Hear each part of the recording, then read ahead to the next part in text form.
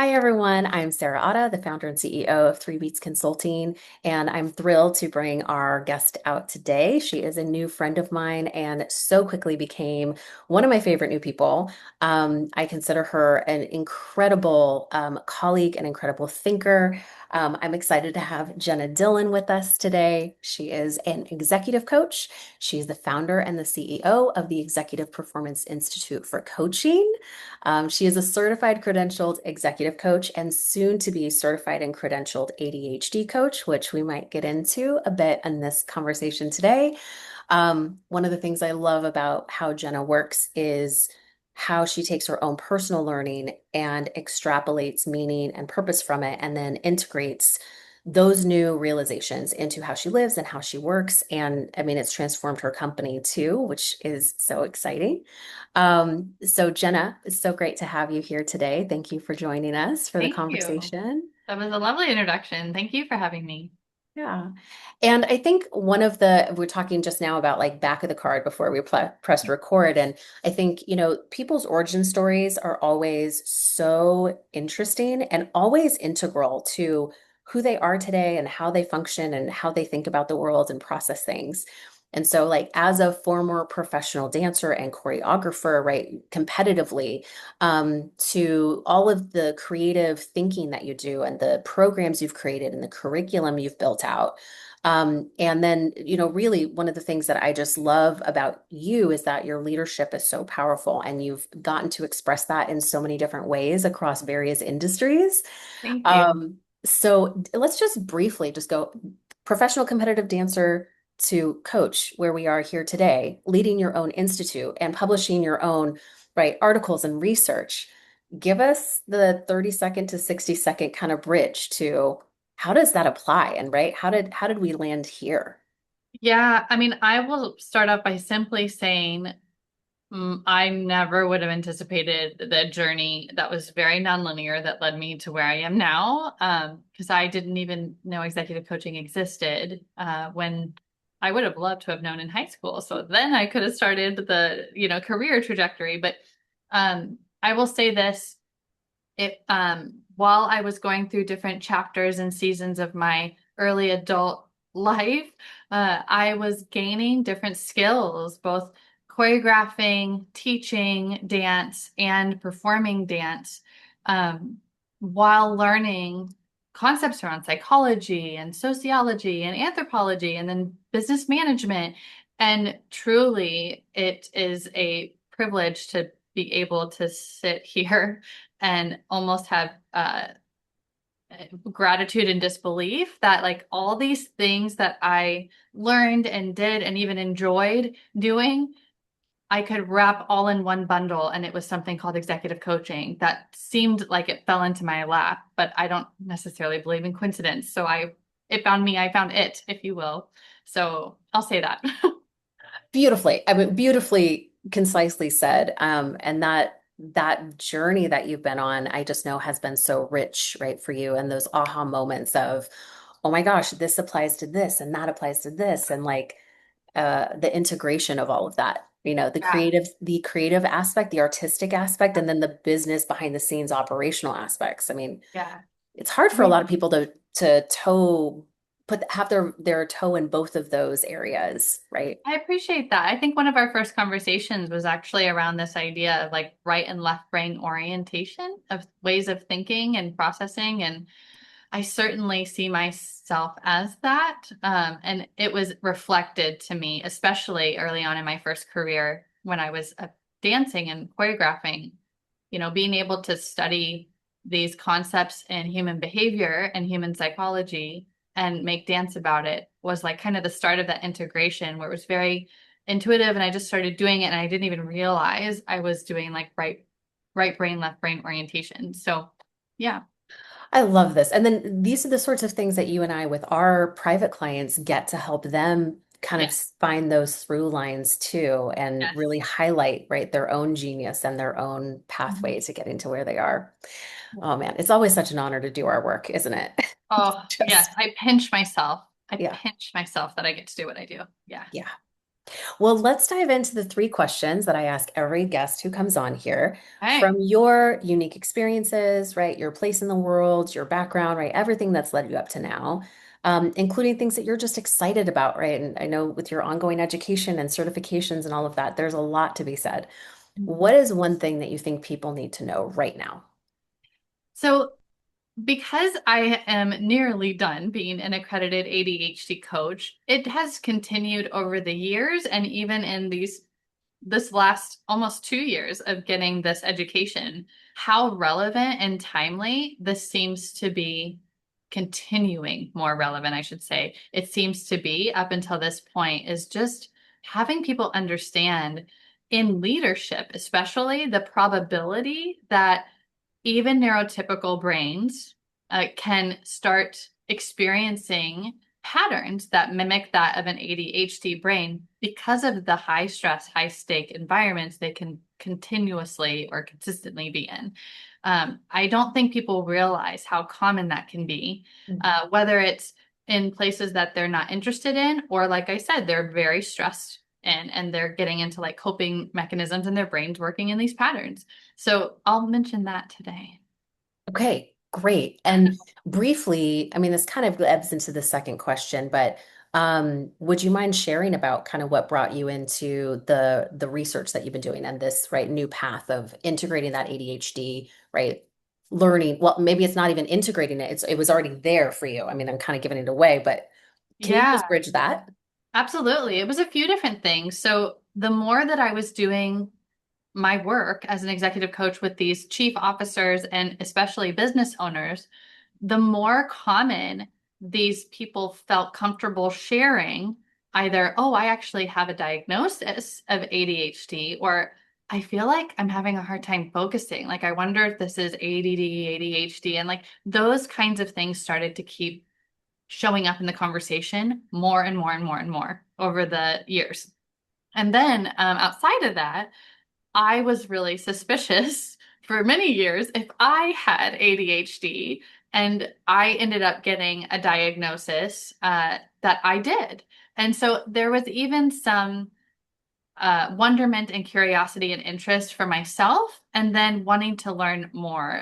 I'm also, I'll briefly say this, I'm also someone who really loves kind of locking arms with complementary professionals to like, I mean, you're one, and but even to us, right? And so I started collaborating with a ADHD therapist who specifically works with executives and who is licensed to diagnose. And so I feel like it's broadening my perspective and my ability to know how to help people, whether they are experiencing patterns and are neurotypical, or whether they are literally have been diagnosed as ADHD, or they want that. They want to know and have a diagnosis I can refer out, right? So, yeah, I would say that. I mean, it's such an asset because, as you know, you and I work with similar types of professionals and in organizations, right? That is so outside of my wheelhouse, right? For a lot of different reasons, but I can identify patterns, right? And so to have that even as a basis of knowledge, right? To serve in a greater capacity, be like, I wonder, right? And is there an opportunity for more resources or just information? I have so many friends of mine who didn't get diagnosed with ADHD until they were in their 40s and some in their 50s. Yes, it And is they're like, very oh common. my, they feel like Yes, they're reborn. Like, and they're like, yes. oh my gosh, I feel like my life makes so much sense now. So Mhm. the freedom to bring this into the workplace. And I think I'm hearing a lot more within the groups I work with too about right the ADHD term not being a bad word, right, or a bad term, but Exactly. for that to Yes. be something that's actually right brought into the consciousness of a team so Yeah. that they can function at their best, knowing the dynamics of everyone. Absolutely. I think with any, and I'm hopeful that the more uh, mental health and even ADHD is becoming more, we're becoming more and more informed about it. My hope is that the taboos around it and the way we relate to these labels starts to change and evolve for the better, because someone who is neurotypical will have a variety of different strengths that can very much complement that of an Mhm. ADHD brain, just like if we were to say somebody who's on the spectrum, right? So there's different strengths and different ways that people can look in the workforce of how to complement that. rather than point to it and make a hierarchy and say they're less than, or this is something that you're deficient or, weak in or something like that. Yes. So the second question, which we've already been tapping into, is what's in the way? What's in Mm. the way of people having access or awareness or fill in the blank?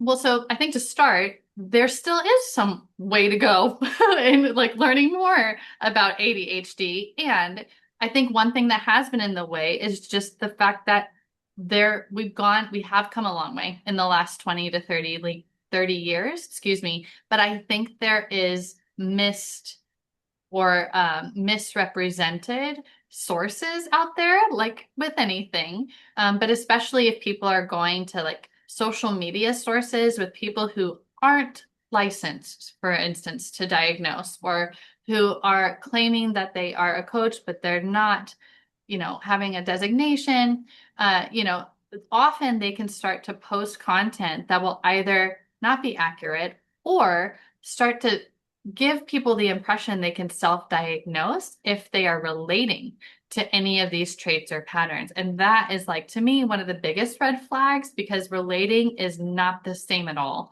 as diagnosing.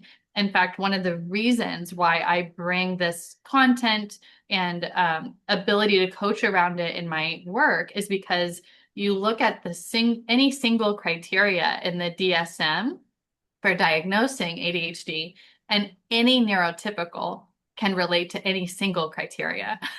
So Mm, relating, like it has nothing to do with diagnosing. Diagnosing is when you're sitting with a professional and it's based off of how often and at what intensity and how frequent does it happen in those situations to even get a true accurate diagnosis. So I think there's some starting like things that I'll mention, but even to your point, I'll get into a little bit of content.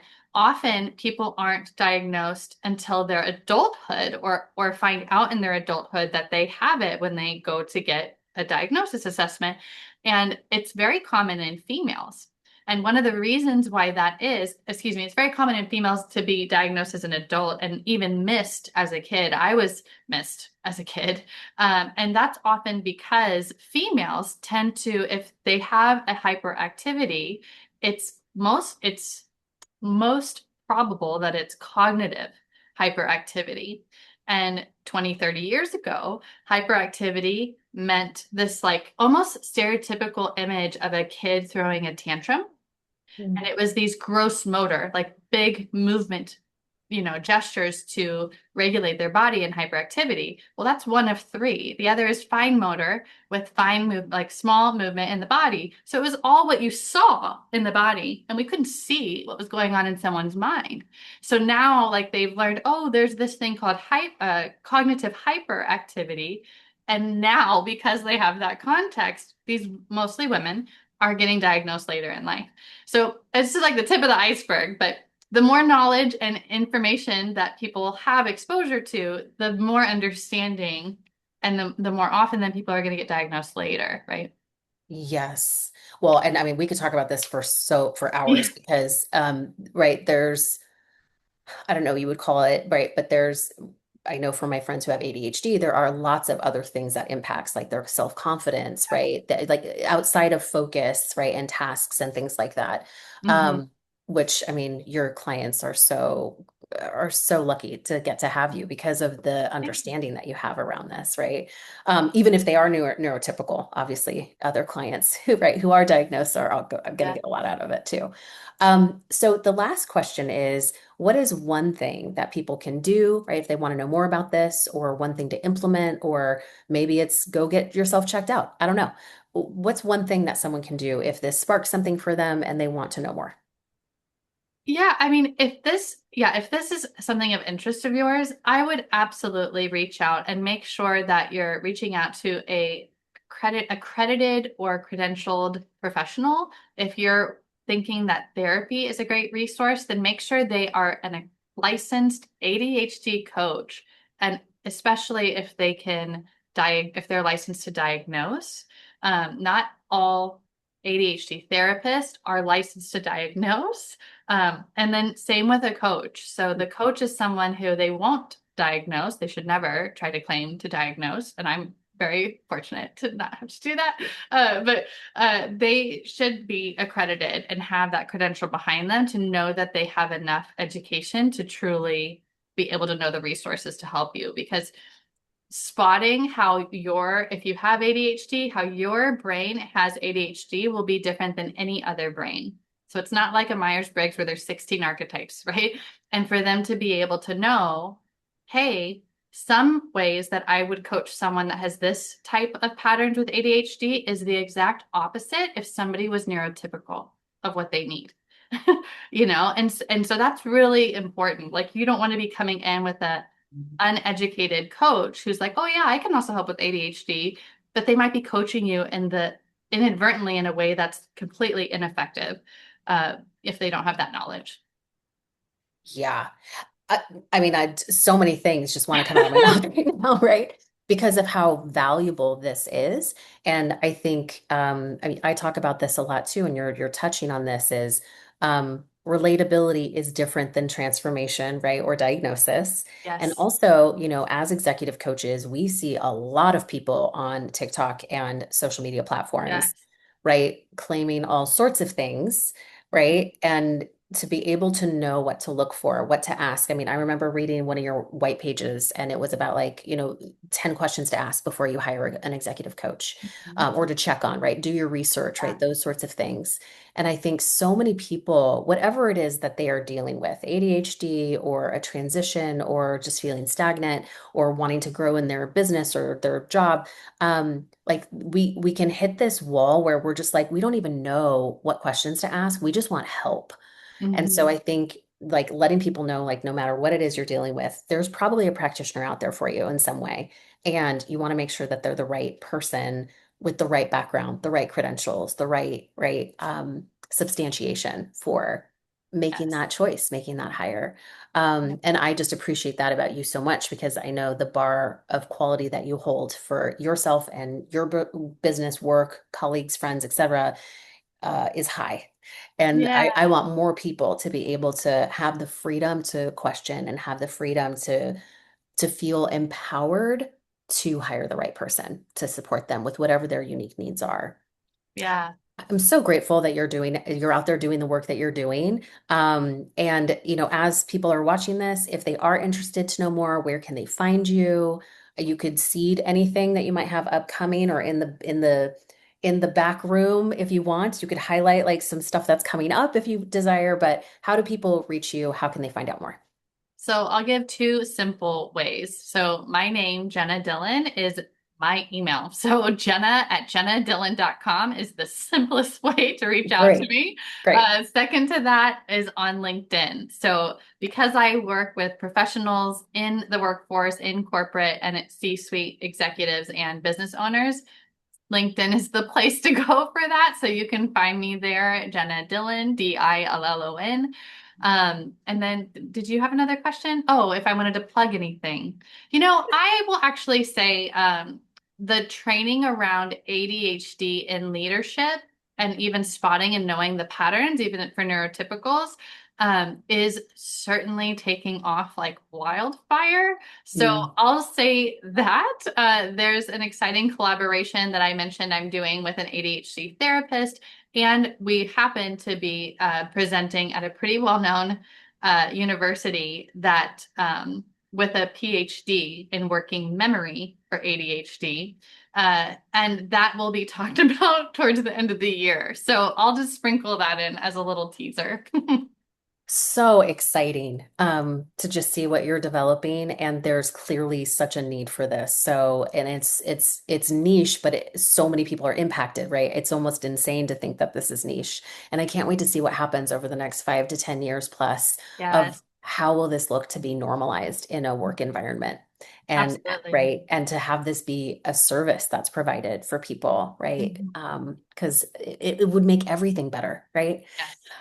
Jenna, thank you so much for coming, for the time, for sharing your expertise with us. It's a delight to have you. I just appreciate you so much. So thank Thank you you. so much, Sarah. This is such a gift to be able to come onto your episode and be your guest, and I adore you. So thank you for having me. Same back at you. All right, everyone. Until next time, this is Quick Conversations with Sarah Auda.